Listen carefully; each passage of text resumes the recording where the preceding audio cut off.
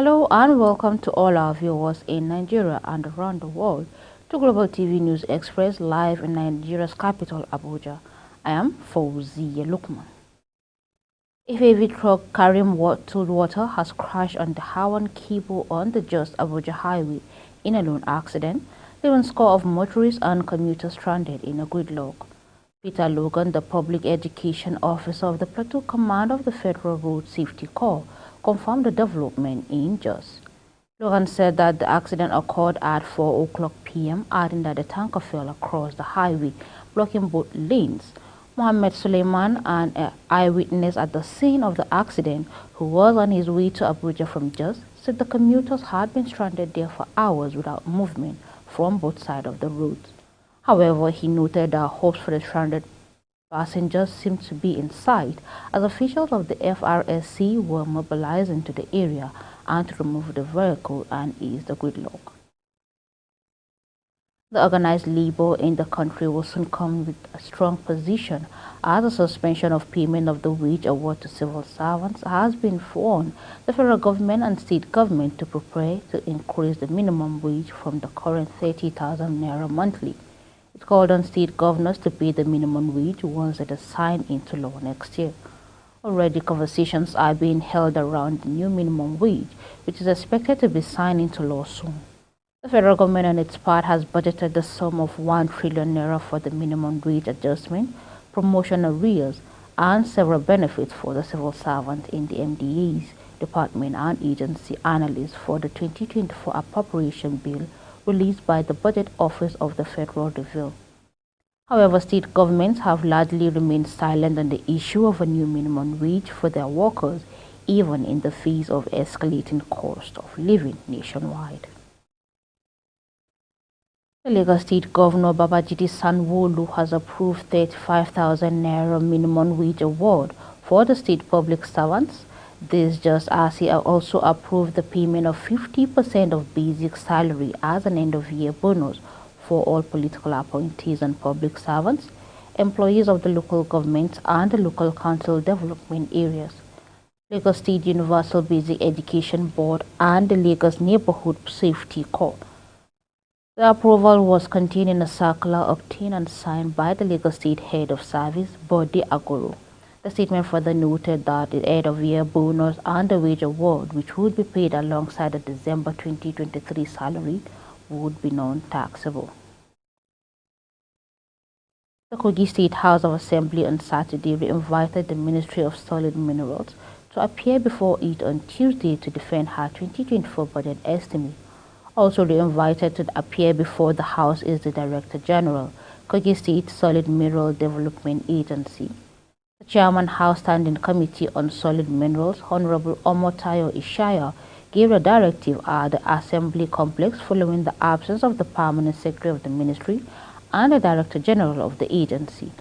The committee Vice Chair Honorable Jibrin Abu, who is currently lawmaker representing the Ajakuta local constituency, lamented that if Kogi State Governor Yahaya Bello can shut down all his engagements to appear before the Harlow Chamber to present the state budget, he sees no reason why some heads of the MDAs will ignore invitation by various House committees to defend their next year budget. The Enugu State government says it will reopen one lane of the Enugu-Port Harcourt Expressway collapsed bridge for use by December 2024. The State Commissioner for Works, Gerald Otiji, disclosed this while briefing newsmen after the State Executive Council meeting held at the Government House, Enugu. Peter Mba of Enugu State had on November 9th announced that the federal government would commence the reconstruction work on the collapsed bridge.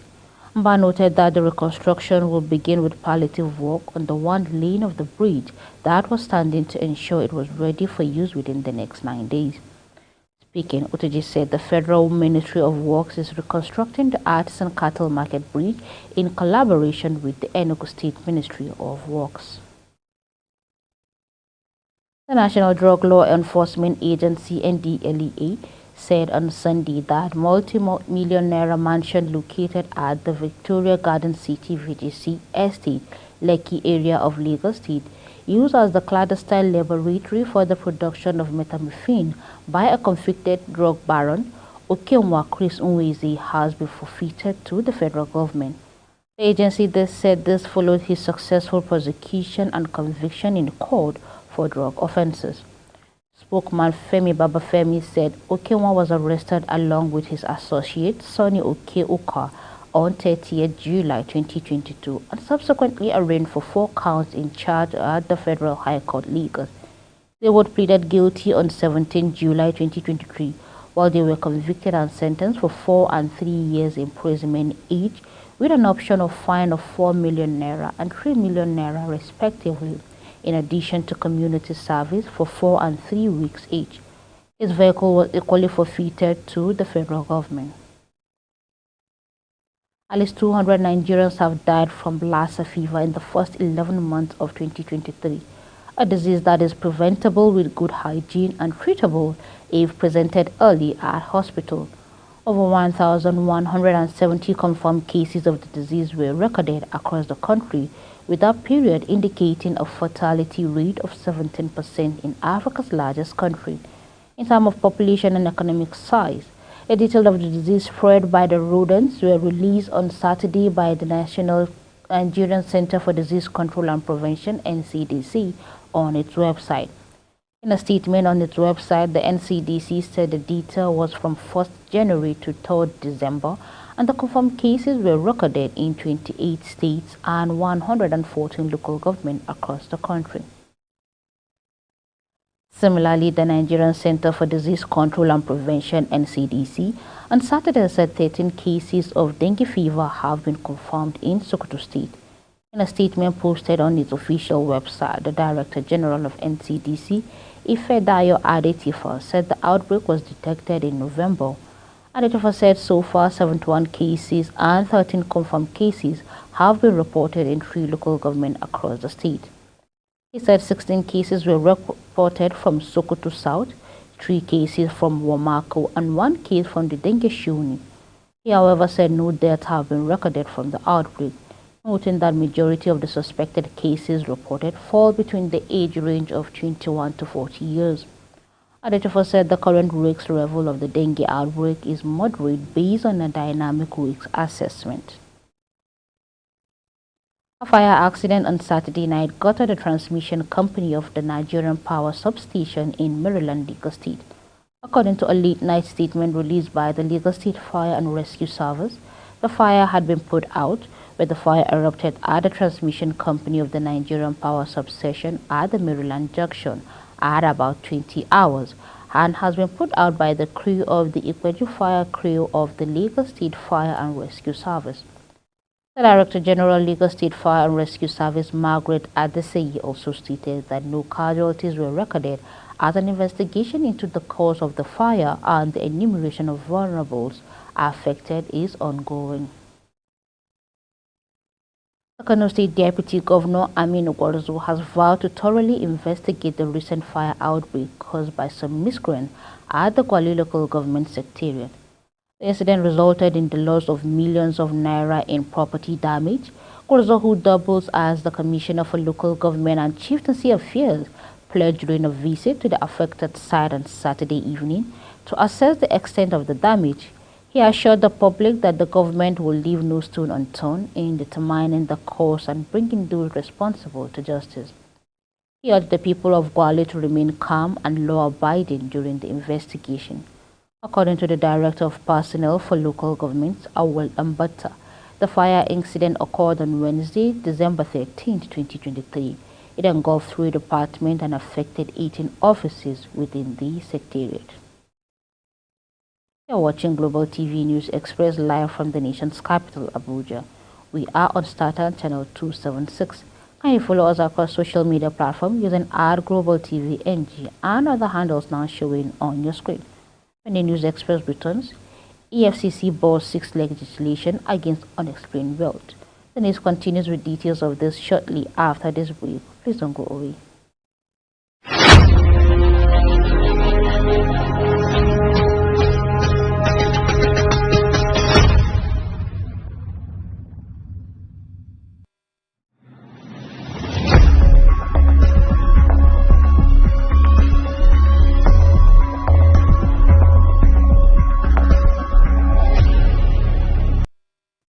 This is Global Television bringing you live update of the News Express. Thank you for staying with us.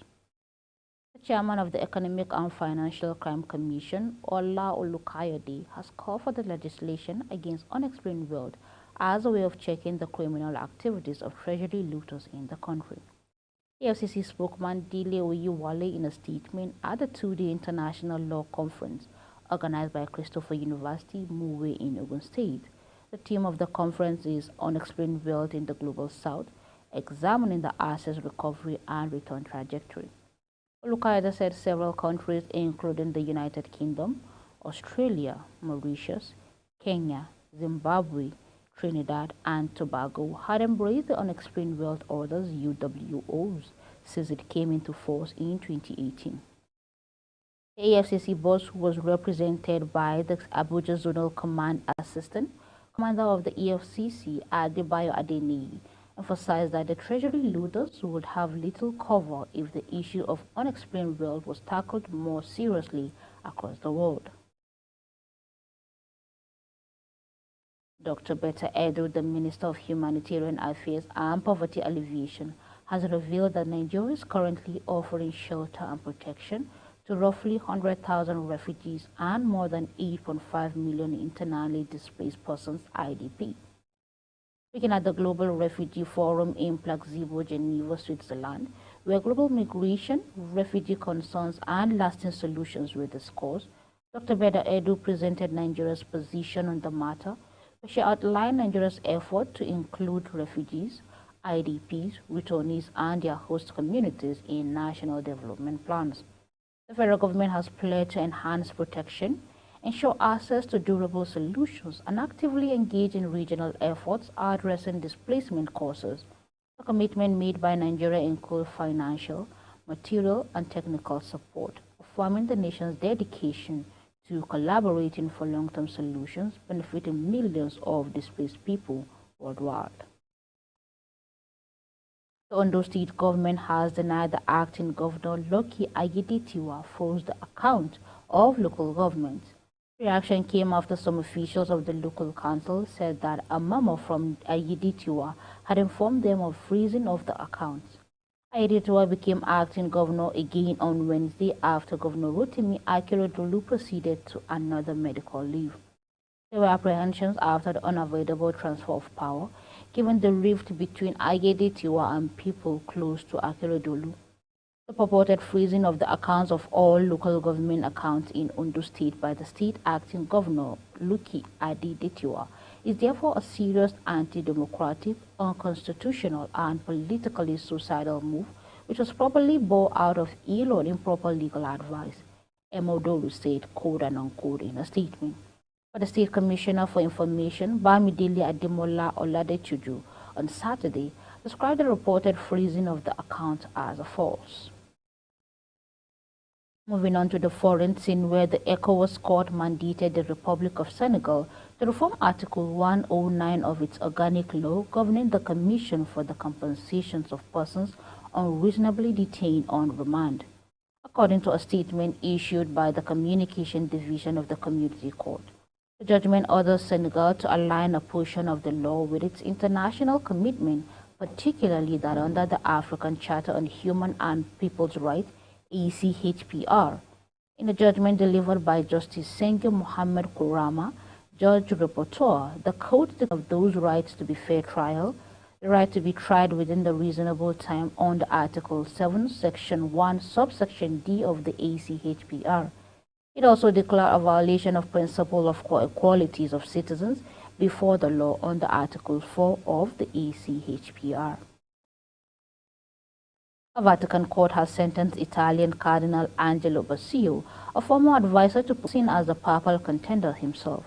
The trial centered on London property deal that ended in the huge loss for the Catholic Church.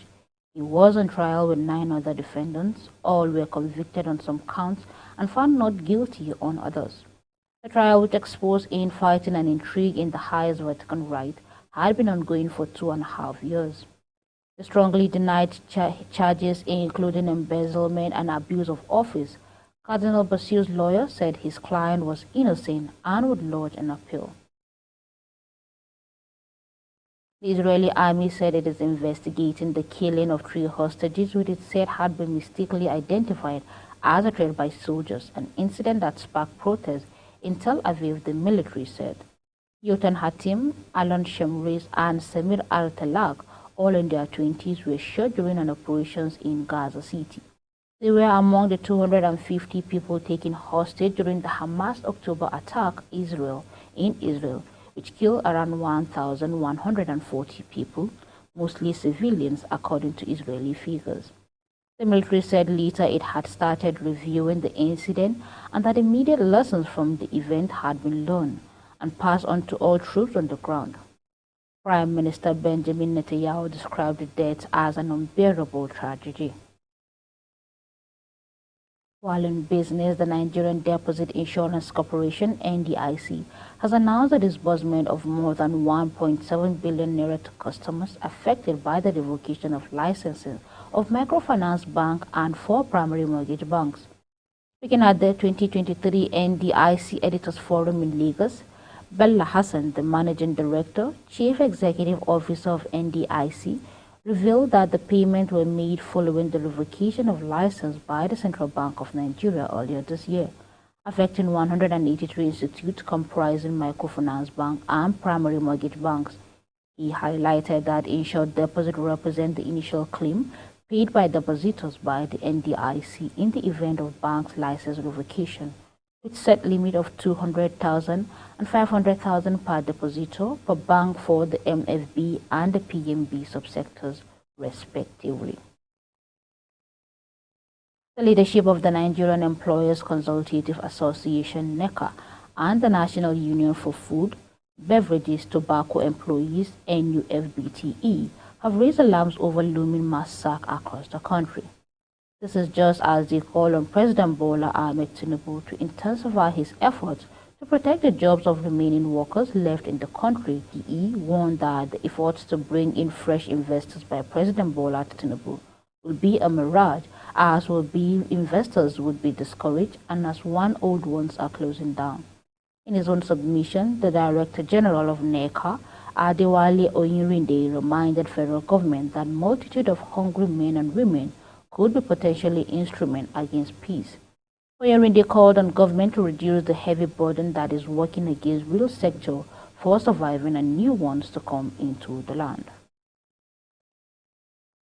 Li Zhenda, cultural counselor of the Chinese embassy, has urged China and Nigeria to exploit the untapped potential of fashion shows to boost textile industries and increase gross domestic product (GDP). Li, who is also the director of China Cultural Center in Nigeria, made the call during the first edition of the Simona Nigeria Fashion Show on Saturday in Abuja. He expressed confidence that fashion shows should contribute significantly to boosting the textile industry and increase Nigeria GDP in the long run. Also speaking, Jiang Fengtao, managing director Sinoma Nigeria Com Limited, said that when GDP grows, employment opportunities will increase in textile companies, hiring more workers. Feng reiterates Simono's Nigeria sustained principles of cooperating with local enterprises to contribute to the growth and development of the country. A quick look at sport. NDPA legend Kareem Abdul-Jabbar has been taken to hospital after breaking his hip in the fall at a concert on Friday. The 76-year-old, who was the only 6-time most vulnerable player in league history, is said to have surgery in Los Angeles hospital. Abdul-Jabbar played in the NBA from 1969 to 1989 with 6 championships, 5 with the Los Angeles Lakers. He held the NBA career regular season scoring record of 38,387 points until LeBron James broke it in February. The 19-time All-Star, who stands at 7 feet 2 inches, still holds the record for regular season field goals, 15,837, and a career minutes played, 57,446. While AC Milan technical director Geoffrey Moncada says Rezzoni is impressed with the recent performance of winger Samuel Chukwueze for the club in the last 2 UEFA Champions League games. Chukwueze joined Milan for Villarreal in the summer but has struggled to translate last season from the Milan, firing blanks in 11 matches, 6 of which he stated. But despite his slow start in Italy, the 24-year-old is gradually finding his feet at the club, scoring in consecutive Champions League games against Newcastle United and Borussia Dortmund. According to Sempre Milan, Moncada expressed satisfaction for Nigeria's harping on the work rate and skill set. Victor Osimhen, with decisive to get Napoli back to winning, ways in the Serie A with towering header and spectacular assist for Kitivia Kvaratskhelia against Cagliari on Saturday. The Patronia secured their place in the Champions League round of 16, but had lost back-to-back Series A games, so needed a boost. Napoli wore black armband and there was a minute silence for the former captain and director Antonio Giuliano, who died this week at the age of 80. Kvaratskhelia scores from the left was just beyond Victor Osimhen at the back post. Then the Nigerian test Simon Scoffet at the near post.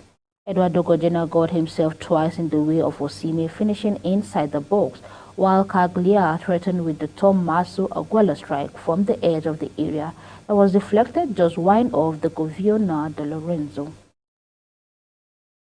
That's it on Global TV News Express, and it came to you live from Nigeria's capital, Abuja. We are on StarTime channel 276.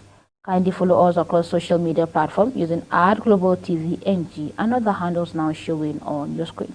On behalf of the production team, I am Fauziya Lukman, thanking you so very much for watching.